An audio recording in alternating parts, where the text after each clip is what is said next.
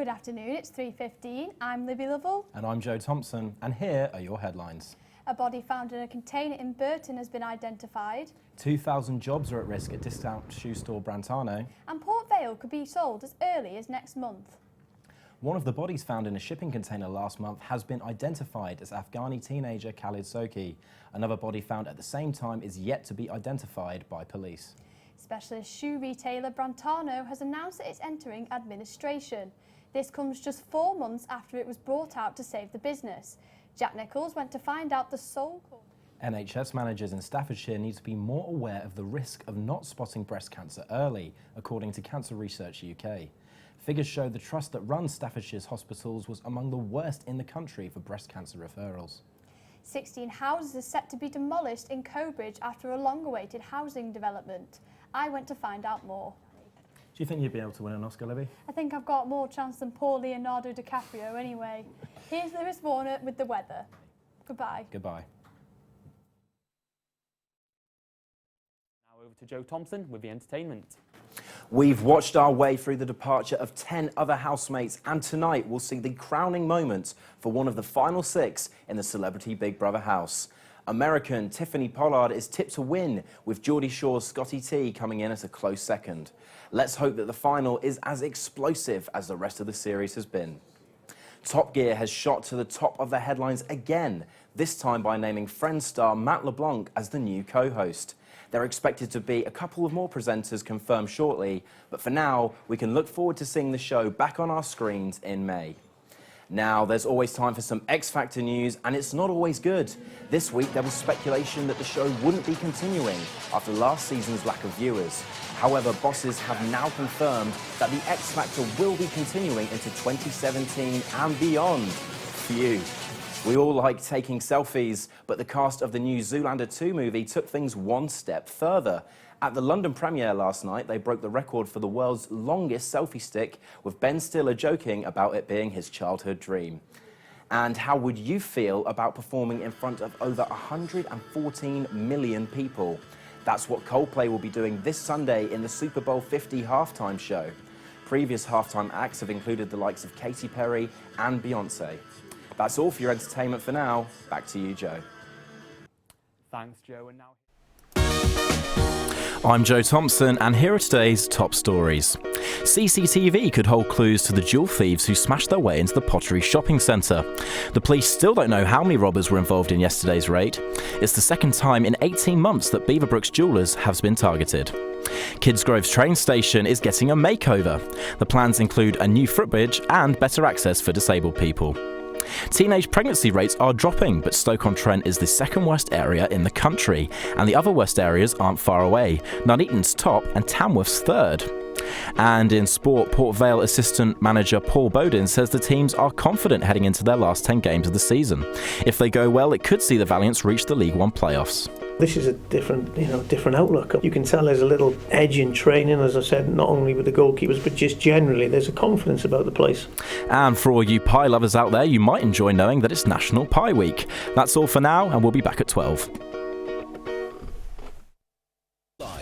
Hello and welcome to 5 Live Drive. I'm Joe Farrer. And I'm Joe Thompson. Coming up in the next half hour, We'll be sinking our teeth into some pastry with a pie expert. a Premier League sacking for Newcastle. We've got all the latest from Port Vale and Stoke City. And things have turned nastier in Donald Trump's race for presidential nomination. Quite a mouthful that, wasn't it? It was indeed. But first, here's your news headlines. Barack Obama has accused David Cameron of leaving Libya in a mess after the downfall of Colonel Gaddafi.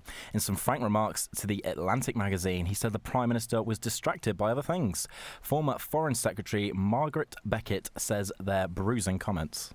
The Archbishop of Canterbury says people have a justified fear of mass migration. Justin Welby told a magazine that concerns about the impacts on housing and jobs are not racist.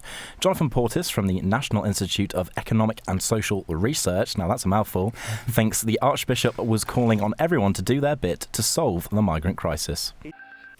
It's National Pie Week this week, and joining us in the studio now is Pie Minister owner Graham White to tell us a little bit more about what Pie Week is all about.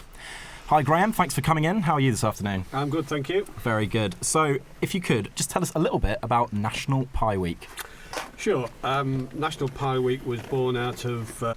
Excellent. So have you been doing anything special in your stores to celebrate Pie Week? Yeah, we have. A few weeks ago we held a competition through our stores and social media to tag Pioneer. Sag Pioneer, and I believe I'm about to try that now. I'm very excited. I think you are. Max has stuck around as well because I believe he's quite hungry. I am rather hungry. Graham, it's lovely to meet you. I've got the Matador here pie. Do you mind just explaining what's in this? I'm currently enjoying the competition-winning Sag Pioneer. That's it. It's absolutely delicious, and Graham, if you could just tell us a little bit about what is in this pie. Well, it's obviously Pioneer Indian cheese, but It is absolutely lovely. I'm really enjoying this. I'm worried I'm not going to make it through the rest of the programme because this pie is proving to be very distracting. So, Graham, you're the owner of Pie Minister in Trentham and Manchester. How many shops have you got around, and are you seeing the benefits of Pie Week? Absolutely, yeah. That is absolutely fantastic. Graham, thank you so much for coming in and speaking to us this afternoon. And to our listeners, be sure to go and give some of these pies a try. Moving on now, last year Stoke-on-Trent was faced with a zombie infestation. This time, vampires are walking among us. A local film director has returned behind the camera for a new horror movie, and our resident monster hunter, Katie McMullen, braved the trip armed with her cloves of garlic. Now, I don't know if you've ever had to move anywhere in the short term, but it's nice to know that celebrities have to as well. Brad Pitt and Angelina Jolie have had to move their family into, get this, a £14,000 a month. £14,000. I can't even comprehend it.